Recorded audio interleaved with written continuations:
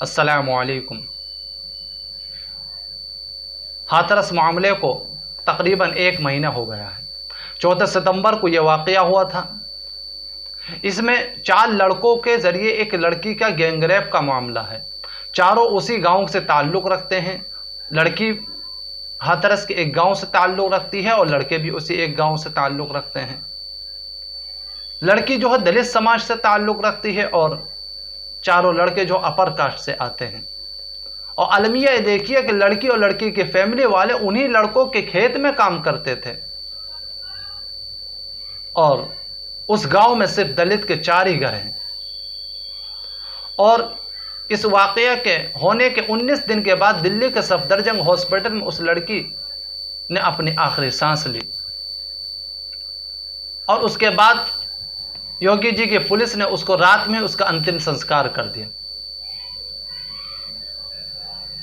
12 अक्टूबर को Allahabad high court की जो लखनऊ बेंच है उसमें उसकी समाअत हुई और फैमिली वालों के बयान को रिकॉर्ड किया गया और अगली सुनवाई 2 नवंबर को होगी। यानी 2 नवंबर तक जो है यूपी हुकूमत से जवाब तलब किया है अदालत ने। इस मामले में जैसा कि हिंदुस्तान में और दूसरे वाक़यात में सियासत होती है, इस तरह इसी वाक़या में भी खूब सियासत हुई। अपोजिशन पार्टियां सरकार पर हमला आवर हुई, उन्होंने तरह तरह के इल्ज़ाम लगाए और सरकार ने भी अपनी तरफ से कोई कमी नहीं छोड़ी और सरकार ने मुलजिमों को बचाने की भरपूर कोशिश की। जैसे कि सरकार के यूपी हुकूमत के जो विधायक हैं उन्होंने ऐसे से बयानात दिए जिनसे ये साबित होता है कि वो जो लड़कों के हक़ में जो मुलजिम हैं मुलजिमून के हक़ में बयान दे रहे हैं और उनको बचाने की भरपूर कोशिश कर रहे हैं और ये साबित करने की कोशिश कर रहे हैं कि वो उसमें जो है लड़की ही की गलती थी, लड़कों की कोई गलती नहीं थी। और यूपी हुकूमत जो इसको एक ऑनर किलिंग के तौर पर जो है पेश करना चाह रही थी कि जो ये एक ऑनर किलिंग का मामला है, ये रेप का मामला नहीं है। और जो यूपी पुलिस ने जो जांच की, जो रिपोर्ट आई, जो यूपी पुलिस के अंडर में जो जांच हुई थी, उस रिपोर्ट में भी यही आया है कि जो है ये इसमें रेप नहीं हुआ है।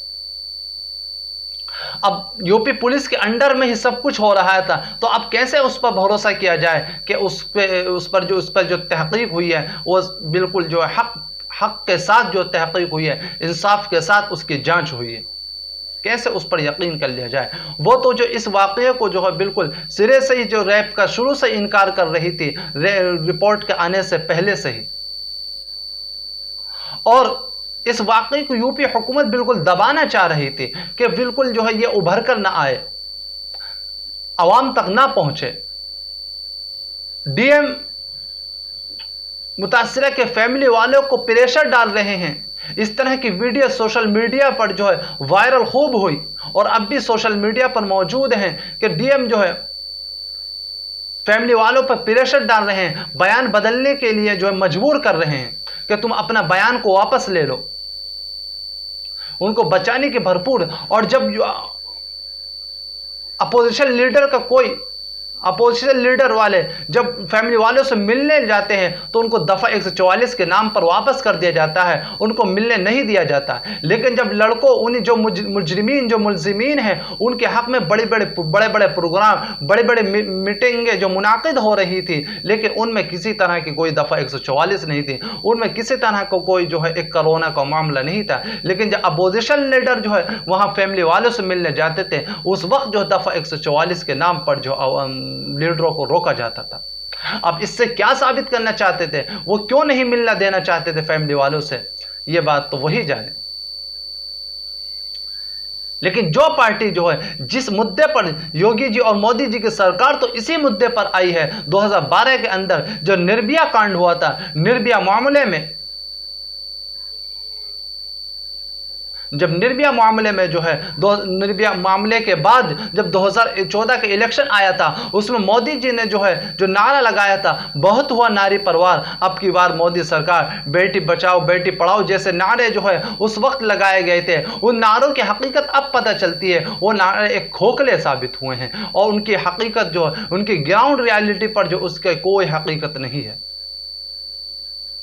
कोई किसी तरह का जो है समाज में कोई बदलाव नहीं आया है, न सिस्टम में किसी तरह का कोई बदलाव आया है। जब इस तरह के वाकयात रूनमा होते हैं तो आवाम भड़कती है और जो है कैसे कैसे जो है इल्ज़ाम और जो लगाती है कि जो मुजरिमों को जो है ऐसी सज़ा दी जाए कि उनको जो है आज के बाद जो है कोई इस तरह के वाकयात करते हुए 10 मरतबा सोचे। लेकिन कानून कितने भी बना लिए जाएं, ये वाकयात उसी वक्त ख़त्म होंगे जब हम फास्ट ट्रैक कोर्ट बनाएंगे, यानी मामला जो है जितने जल्दी हल हो जाए, 6 महीने ज़्यादा से ज़्यादा 6 महीने लगने चाहिए मामले को हल होने में। अब लगा लीजिए आप, जब निर्भया का मामला हुआ था, निर्भया का मामला जो है 2012 में हुआ था और उसके आज फैसला जो है 2020 में आया। उन लड़कों की जो को फांसी हुई है, जो मुजरिमों उनको फांसी हुई है 2020 में हुई है। 8 साल के बाद इतना हंगामा और हिंदुस्तान के अंदर, हिंदुस्तान की तारीख में इतना बड़े कैंपेन, इतने बड़े एहतिजाज नहीं हुआ था जो निर्भया के मामले में हुआ था। उसके बाद भी जो है जो फैसला आया वो 8 साल के बाद आया। तो जब तक हम फास्ट कोर्ट ट्रैक नहीं बनाएंगे उस वक्त तक जो है हम उम्मीद नहीं लगा सकते। और इस मामले में भी देख लीजिए आप, हाथरस के, ये भी सीबीआई के हाथ में चला गया है। अब सीबीआई जांच करेगी शो की रफ्तार से, उसके बाद फैसला आएगा, कब आएगा कुछ पता नहीं। बीजेपी के रेपिस्टों से इतनी मोहब्बत क्यों है? आप सेंगर के मामले को देख लीजिए, सेंगर को भी बीजेपी की हुकूमत बचाना चाह रही थी। चिनमिन के मामले को देख लीजिए, आसिफा के मामले में तो जो है इन बीजेपी के लोगों ने जो है बाकायदा रैली निकाली थी उनको बचाने के लिए, मुजरिमों के सपोर्ट में रैली निकाली थी। आप क्या तसव्वुर कर सकते हैं, कॉन्सेप्ट कर सकते हैं कि मुजरिमों के हक में भी रैली निकाली गई है? तो हम योगी जी और मोदी जी से जो है यही मुतालबा करते हैं कि उनको जो है फैमिली वालों को जो है जल्द से जल्द इंसाफ मिलना चाहिए। सलाम अलैकुम।